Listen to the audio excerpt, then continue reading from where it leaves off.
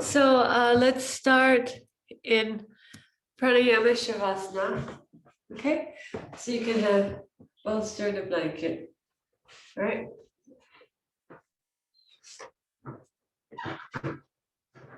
We have snow in Detroit. Just a little bit.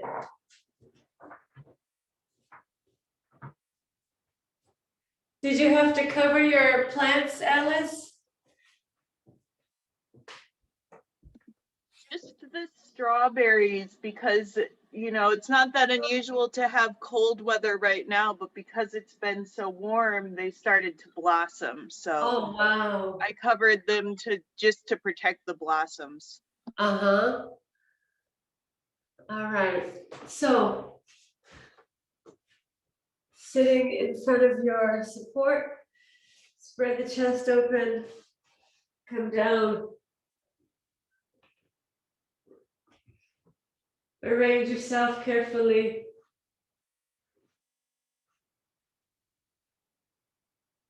Once you're satisfied that your trunk is placed correctly, then straighten your legs one at a time. Start with your feet at the center and then spread the feet outward. Not to let the feet splay too much.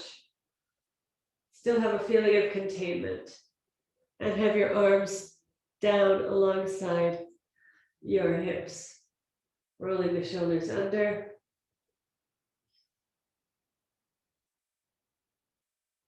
So let's settle into Shavasana. There's a lot happening in the United States today. The news in America is quite momentous. And the police officer who killed George Floyd has been charged guilty, which is a historic moment. This is a historic moment for America because it's the first time that a police officer who's done something this egregious has actually been charged. So for hundreds of years, the state has been allowed to enact violence toward its own people, especially Black people, especially Black men, but also Black women, without any repercussion, without any accountability. So this is a very big event. At the same time, we know that this is not true justice because the violence continues. So we take all that in. As citizens of the world, as citizens of our nation, we take all of that into our bodies. So let's use this time in Shavasana to just kind of settle. Let all that news come down. Like the way the snow settles on the ground and then melts when the ground is warm enough. Let the news kind of come down and settle. We don't have to react to it right now. We can just let it be.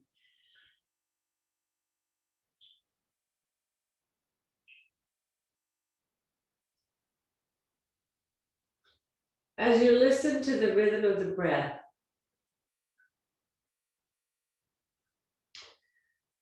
use the exhales to come a little bit more deeply into yourself. When so many outer events continually pull our attention outward, which is necessary. It's part of being human, living in society. But let the exhales remind you to come back into yourself. It's not that we forget the outer circumstances. It's not that we ignore what's going on. It's just balancing the rhythm of outward and inward attention as represented by the breath.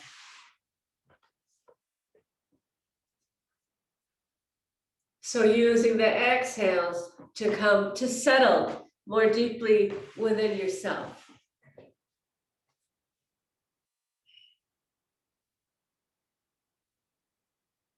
So we have this condition of being part of the world, but then also our unconditional sovereignty. So I think it's important for us to remember and really embody our own unconditional sovereignty.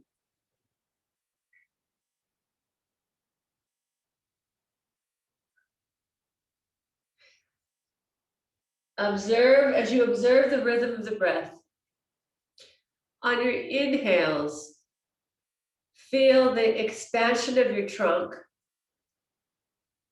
Last week, we talked about the vertical expansion of the trunk on the inhales. And on the exhales, pull everything back into your core, your center. On the inhales, can you feel yourself expanding all the way out to the fingertips and toe tips?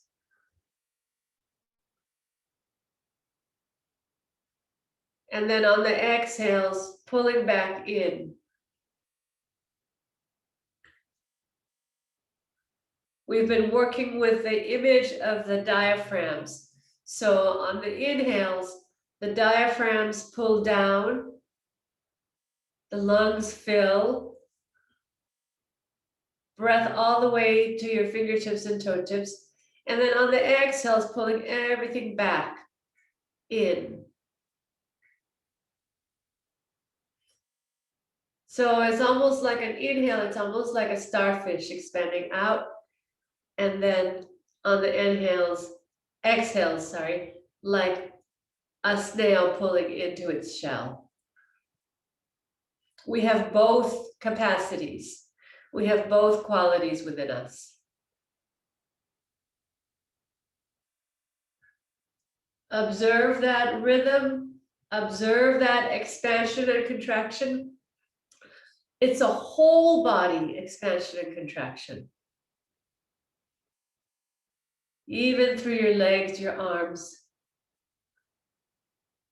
But keep your fingers soft, your palms soft, your thumbs soft. No tensing in the feet or ankles. No tensing in the throat. And then now try this on every, let's say every third exhale. Slow it down.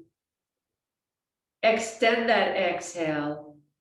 Really pull in. Use that exhale to come deeper into yourself. And it's like you're really coming into your inner sense of unconditional sovereignty. And inhaling, coming back out into the world. We engage with the world. We're alive in the world. And then every third exhale, extend that exhale. Make it longer, slower, softer. So try out that rhythm for a while. So on the inhales, we expand all the way out to the fingertips, toe tips. On the exhales, we come back in. And then on every third exhale, prolong it, stretch it out.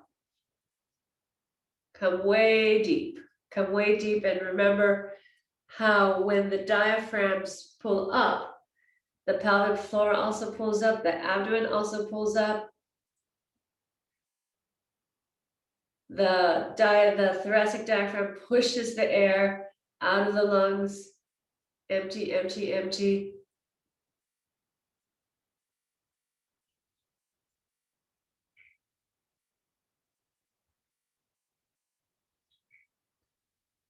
So yoga gives us a practice to learn how to be in the world, be of the world, engage with the world, engage with society, engage with our neighbors, our families, our friends, but then also to embrace that inner sovereignty.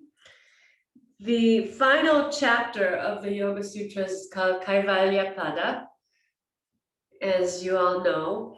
And in Kaivalya means liberation. It's commonly translated as liberation. But another translation of Kaivalya is aloneness. And in our society, we don't really value aloneness. We value individualism, but people associate aloneness with loneliness, and they're really two different things. We can be alone, but not lonely. So Kaivalya, from the Yoga Sutra point of view, is a state of complete liberation from the cycles of life and death, from the cycles of reincarnation, from the cycles of suffering, and like I said, sometimes translated as aloneness, in that you are no longer touched by your karma. You're no longer touched by your samskaras. So as you prolong that exhale, can you experience this sense of aloneness? Can you experience your inner unconditional sovereignty as a sense of aloneness, but not loneliness, just aloneness in that you and your soul, you are alone with your own soul. You are alone with your own Purusha, your own eternal infinite.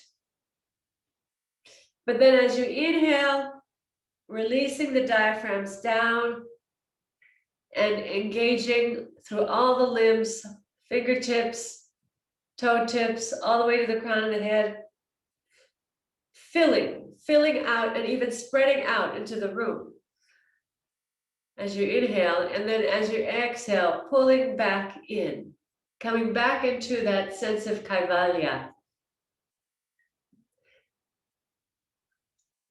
And understand that this feeling of embracing your inner unconditional sovereignty is a sense of embracing liberation, that it's liberating.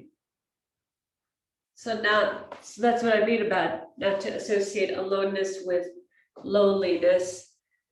It's aloneness as a sense of connection to your own liberation, an understanding, a comprehension, an embodiment of your own liberation.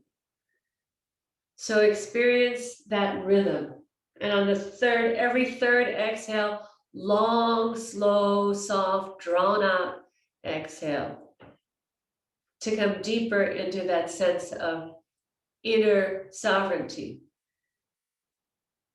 Feel how the pelvic floor, the abdomen moving up and back, assist in expelling the air with control and slowly.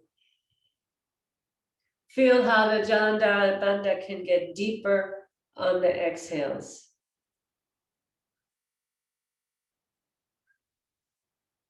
I'm not going to say Mula Bandha, Uddiyana Bandha, but there is a feeling like an inkling of Mula Bandha and Uddiyana Bandha happening here also. It kind of happens naturally as you extend the exhales.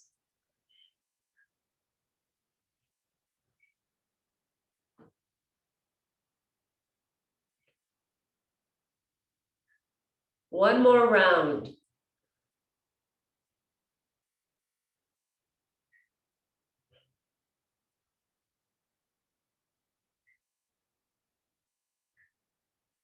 And after this round, just return to normal breathing, resting breath. Return to your resting breath.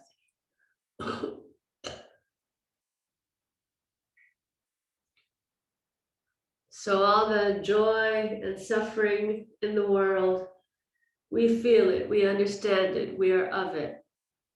But at the same time, we don't lose our own inner unconditional sovereignty and seed of Kaivalya, seed of Purusha. We can do both. We must do both.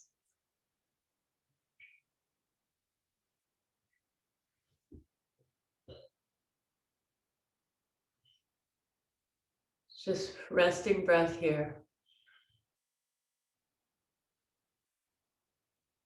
Okay. So now bring your hands to rest on your trunk and bending your legs. Roll to your side. Roll off your bolster. Rest on your side for a few breaths.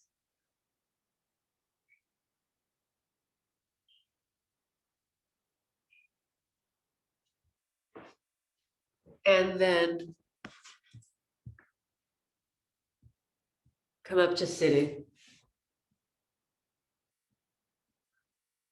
Okay, so set up for seated pranayama.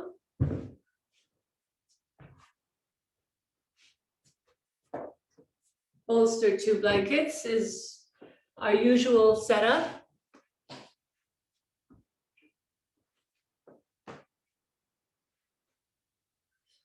And I didn't give you a heads up to cut your nails today, but I hope that as yoga practitioners, we're all in the habit of trimming our fingernails every week. As yoga practitioners, we do use our fingers, we do need our fingertips, you know? So whether we are having our hands cupped on the floor, or whether we are adjusting something on ourselves or on somebody else, or today for digital pranayama. So it is important that we each keep our nails. It's one of the things that we, it's one of our small sacrifices to be practitioners. And so anyway, today we're going to do some digital pranayama. So we're going to practice Anuloma, stage 1A, all right? Just the first stage of Anuloma. And we're going to use both the right and left hands, because I'm thinking of the right and left hands as sort of representative, symbolic of the ways that we engage with the world, engage with ourselves. And so I want for us to be ambidextrous today. So let's do this together. So have two fists, nice and tight, and curl the fingers in. So it's a round fist. It's not like a flat fist, it's like a round fist, okay? Then the fourth and fifth fingers release. The fourth and fifth fingers release, okay? Then the thumb, fourth and fifth fingers, they curl in toward each other. They curl in toward each other and they meet at the tips, okay? Now this is where the fingernails would definitely get in the way. So they meet at the tips instead of the pads. The pads are thick and clumsy. The tips are thin and sensitive. They're sensitive. So like if you're picking up a pin from the floor, you would use your fingertips, right? If you have the tiny bead that you've dropped, you would pick it up with your fingertips. So we need the fingertips available here. And it's a slight feeling of roundedness. The fingers curl in toward each other. All right. So then we're gonna alternate the hands. The way this breath pattern goes is you'll take a slow, soft inhale, and at the top of the inhale, the hand will come up and slide down to the notch. I mean, I just have my head up so you can see. Slide down to the notch just above the nasal flare, where the nose goes out. My fingers go just above, just into that little notch. And then slightly close both nostrils as you exhale. Okay, we'll do the right, then the left, then the right and the left, alternating like that. Okay, on the exhales.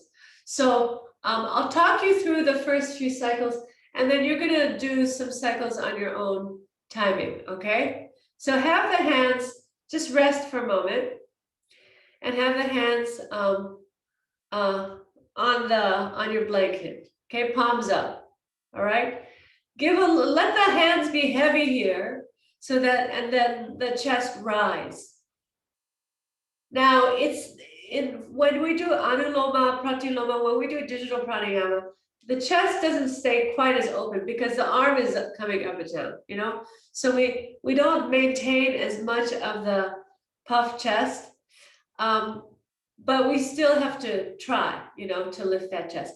Also, we don't have to exert as much abdominal effort in trying to slow down the breath because the hand is doing it for you, okay? But still you have to do some. You still have to take responsibility. All right, so release the elbows down, spread across the collarbones, lift up through the sides of the trunk, balance the crown of the head over the tailbone. Inhale, exhale, bring your head down. I'm gonna keep my head up so I can watch you. Bring your head down. All right, and then take a slow, soft inhale, a slow, soft exhale, just normal to prepare. All right, now take a slow, soft inhale.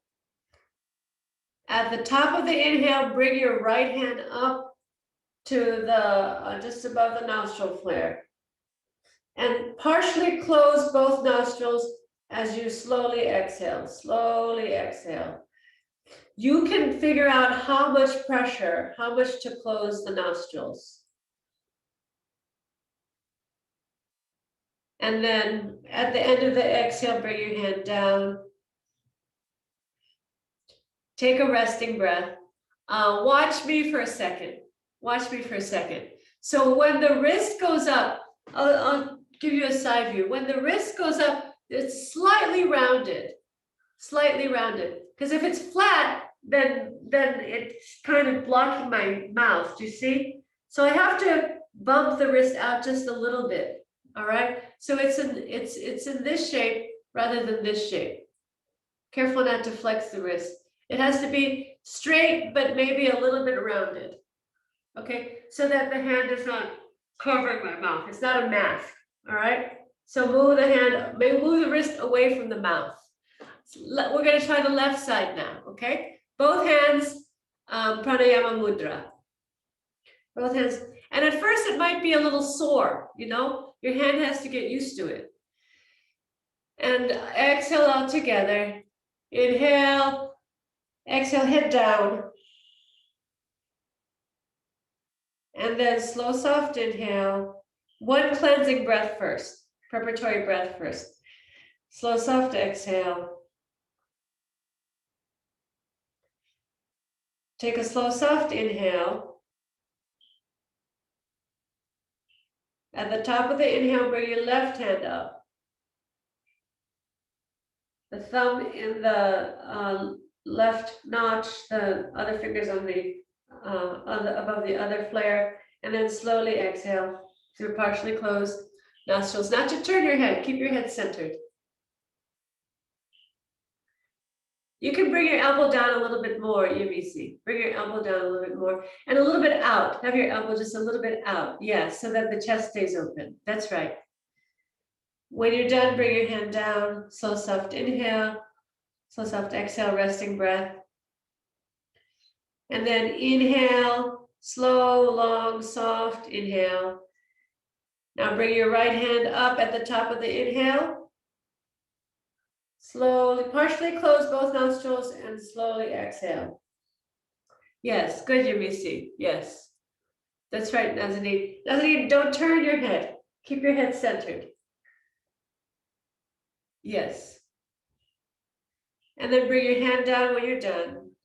Take a resting breath. And then on your own, okay? If you can do continuous cycles, do continuous cycles. Otherwise, you can take resting breaths in between. So right, left, right, left. On the exhales, controlling the exhales. Use the fingertips. So like the fingernails will be almost touching your face, because you're using the fingertips above the flare of the nostril. Yeah.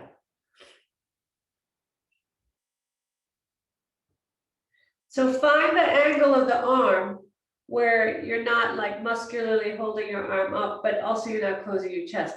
If your elbow comes too close into your center line, then the chest is closed. If it's too far out, then it's too much strain. It's too muscular. Keep your head down. Keep your head down. Yes. Uh-huh.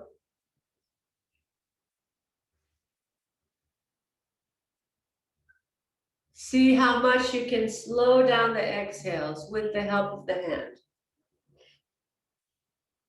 Also, notice that your nostrils behave differently from each other, right? One nostril might feel a little bit more open than the other. So you could use the sensitivity of the fingertips to do like a little adjustment of the nasal passages so that the air is more even between the right and left sides.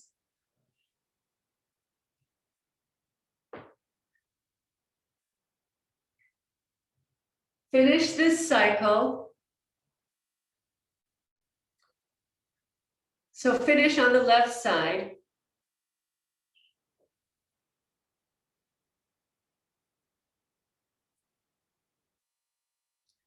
And then after you've completed the left side, then just return to normal breathing.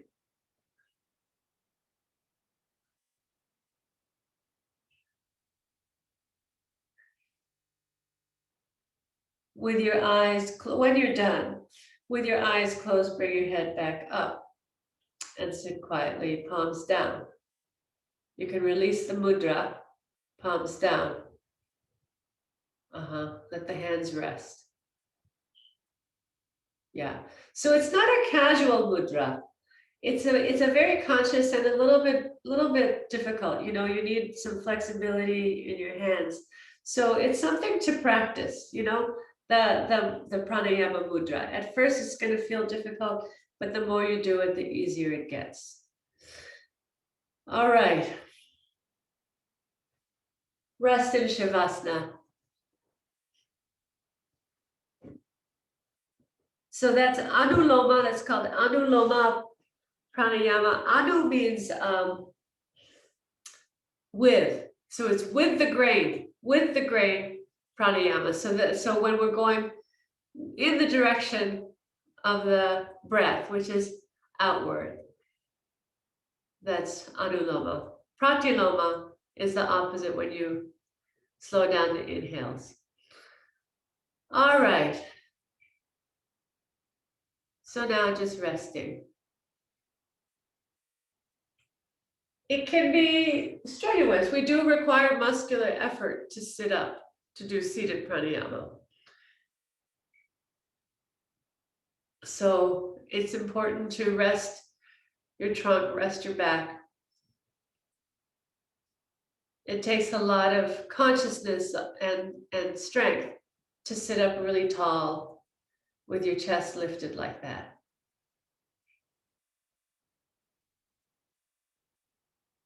So now return to this awareness of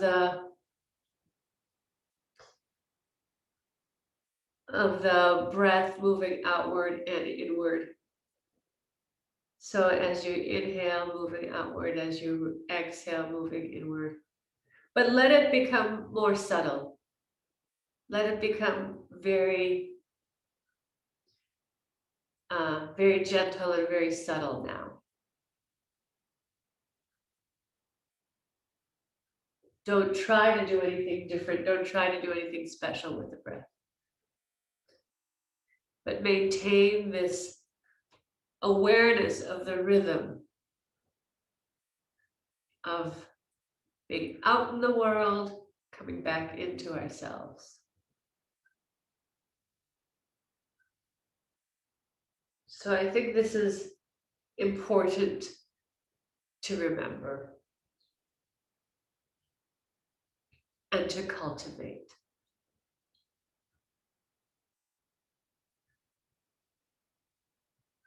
This practice of being out in the world and then coming back into that inner unconditional sovereignty, which we can call Ishvara Pranidhana.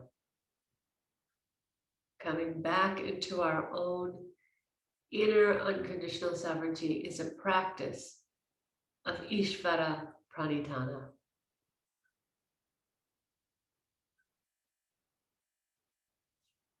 All right, I'm gonna end the meeting. You stay as long as you wish and have a wonderful day.